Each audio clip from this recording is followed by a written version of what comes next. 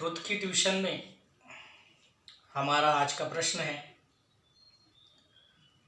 Sir मैं एक व्यापारी हूँ और ये जानना चाहता हूँ कि इलॉन मस्क, जुकरबर्ग और जैकमा जैसे युवा हमारे देश में कब पैदा होंगे या हमारे देश से कब निकलेंगे।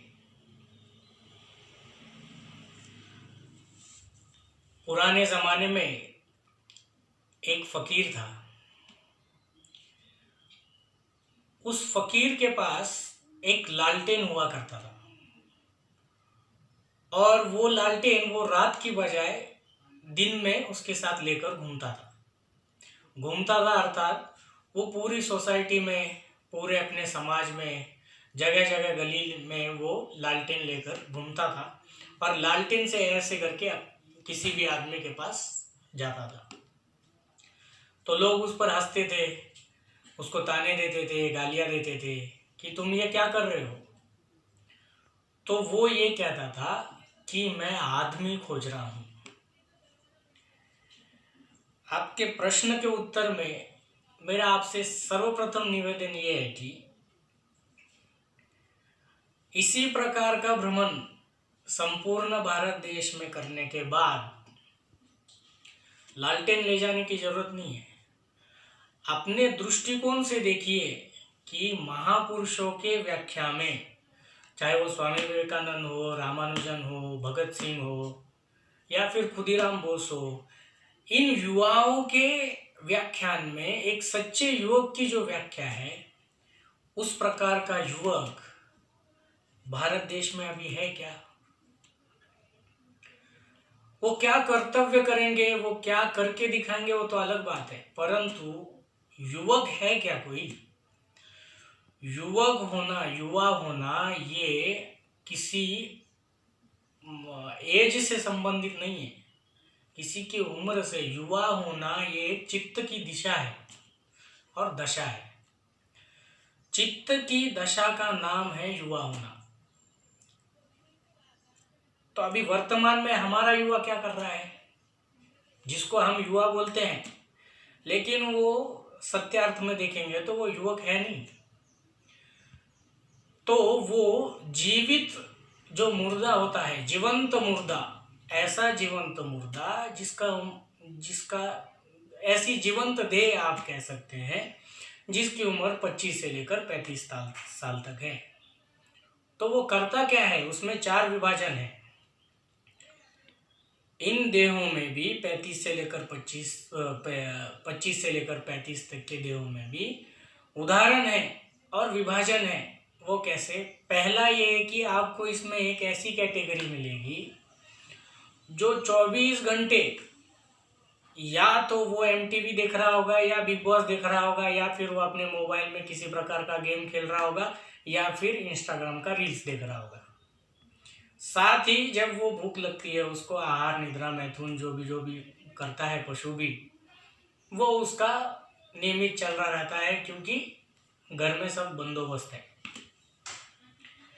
दूसरे प्रकार का विभाजन इसमें ये आता है कि थोड़ी बहुत चेतना जागरूक है तो वो क्या कर रहा है? सेटलमेंट का देख रहा है, अपना कंफर्ट जोन ज़्यादा से ज़्यादा, जीवन जो है वो सुरक्षित होकर कंफर्ट जोन में कैसे ज़्यादा से ज़्यादा जिया जा सके, ये दूसरे तरह के युवक का, जिसको मैंने नाम दिया है कि 25 से 35 साल की जीवंत दैहिक बुद्धि, उसका स्वप्न होता है। तो वो क्या करता है? 4-5 साल से किसी प्रतियोगी परीक्षा की तैयारी करना या फिर स्किल बेस्ड एजुकेशन लेके सीधा नौकरी के तरफ घुस जाना। उसके बाद तीसरी एक श्रेणी आती है जिनके स्वप्न तो बड़े होते हैं लेकिन वो उसको एक्चुअल में एग्जीक्यूट नहीं कर पाते। तो वो क्या कर लेते हैं? जीवन की यात्रा में कोई एक प्रणव आने पर उस सपनों के साथ समझौता कर लेते हैं, कॉम्प्रोमाइज कर लेते हैं और कॉम्प्रोमाइज में फिर वही वो वर्तुल में जीने लग जाते हैं जो दूसरे तरह के विभाजन के युवक जीते हैं। चौथा वर्ग ऐसा है कि जो किसी प्रकार से उसकी चेतना जो है वो ऊंचाई वाला जीवन जीने की प्रेरणा लेकर हृदय में वो चल रहा रहता है, लेकिन सामाजिक परिस्थितियां उसकी कुछ ऐसी बन जाती है कि वो उस जीवन की तरफ वो यात्रा कर नहीं पाता।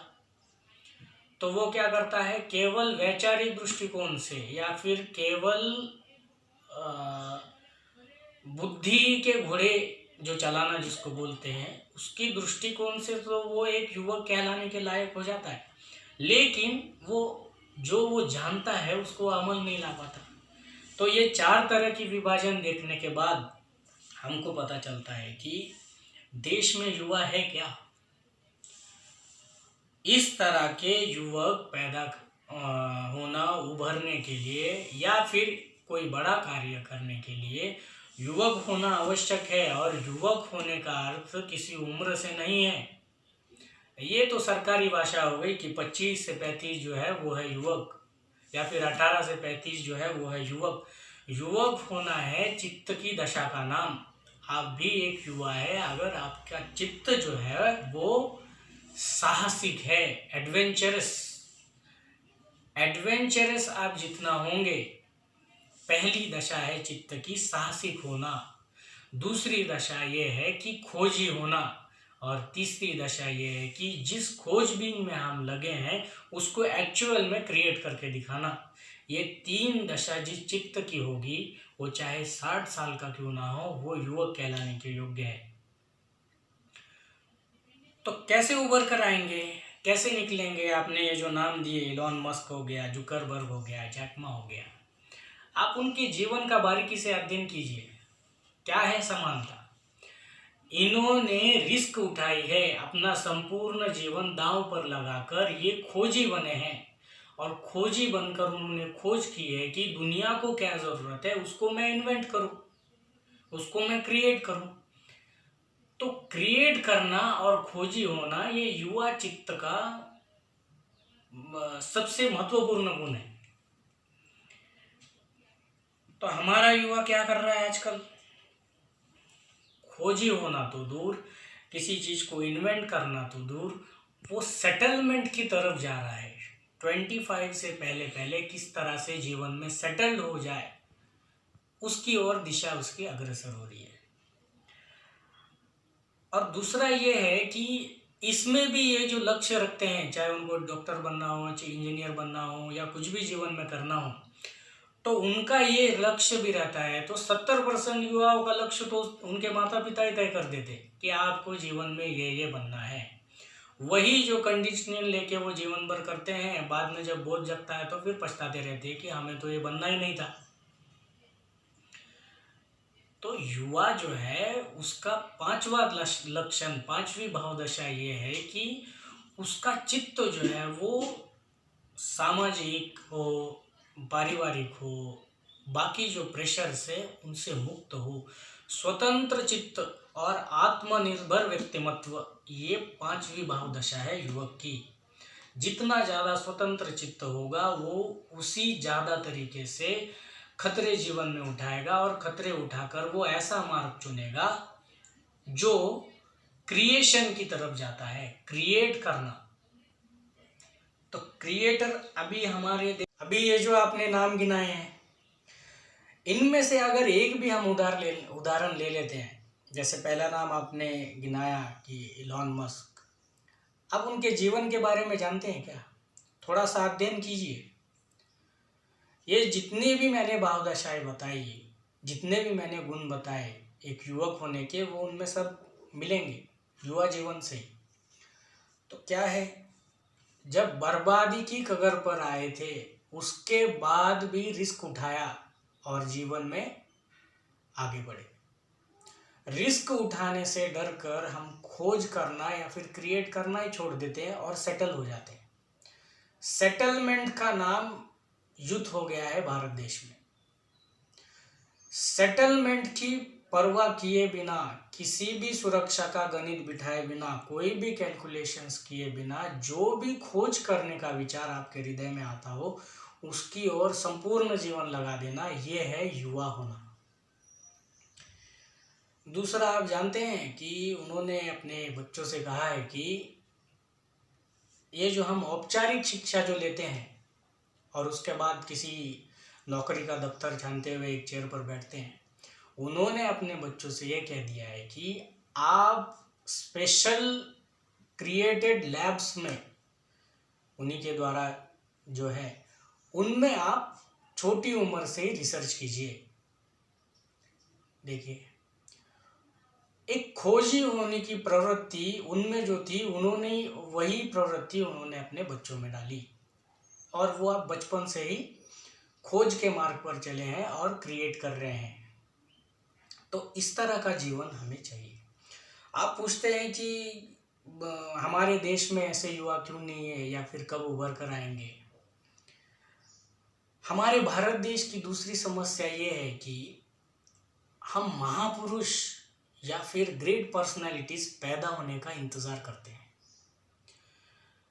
आपको ये समस्या नजर आ रही है, इसके ऊपर आप स्वयं काम करने की बजाय आप उसका इंतजार कर रहे हैं कि कोई युवक उभर कर आए और उसके पश्चात हमारे देश में भी इस तरह के चेहरे उभर कर आए। ये गलत मार्ग हो गया। समस्या ईश्वर ने आपके समक्ष दी है। आपकी संवेदना ये कहती है कि इस तरह का एक भी चेहरा वर्तमान समय में हमारे देश में नहीं है। तो आपको लगता है आप व्यापार के लाइन में हैं, तो क्यों ना आप कीजिए ना। इतना तो आपने व्यापार कर ही लिया होगा कि एक सुरक्षित जीवन निर्वाह जो है वो ठीक से चल पाए, और उसके पश्चात जो भी समय बचता है, जो भी आप दुनिया को जिस चीज़ की ज़रूरत है, या फिर जो भी आपको लगता है कि ये खोज करके इसको क्रिएट करना चाहिए, उसमें आप अपना स्वयं जीवन लगाइए और देश के करोड़ों युवाओं के लिए एक उदाहरण बनकर प्रस्तुत कीजिए। ये सवाल पूछने से बेहतर का मार्ग यह है, स्वयं के जीवन से ही उत्तर दे देना। आपके अंतःकरण में जो प्रश्न उठा है उसका एकमेव उत्तर यही है कि आप स्वयं वैसा जीवन जिए, और स्वयं वैसा जीवन जीकर उत्तर के रूप में करोड़ों युवाओं के सामने प्रस्तुत हों। ये होगा आदर्श उत्तर इस प्रश्न का। दूसरी बात यह है कि जब तक हम व्यापार को मुनाफे की दृष्टि से देखेंगे, तब तक हम सवाल पूछने वाले ही बनेंगे। व्यापार को दुनिया को क्या ज़रूरत है, इस दृष्टिकोण से देखना ही इन जैसे महापुरुषों को जो आपने नाम लिए हैं, या फिर इन जैसे उद्योग करने वाले व्यक्तिमत्व की दिशा में आगे बढ़ना है। और उसका एकमेव उपाय है, खोज करो और उस खोज को सत्य रूप में क्रिएट करो।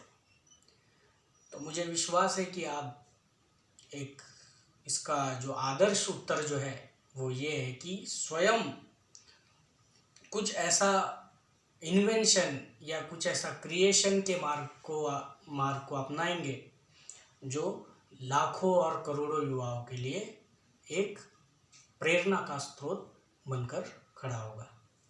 धन्यवाद।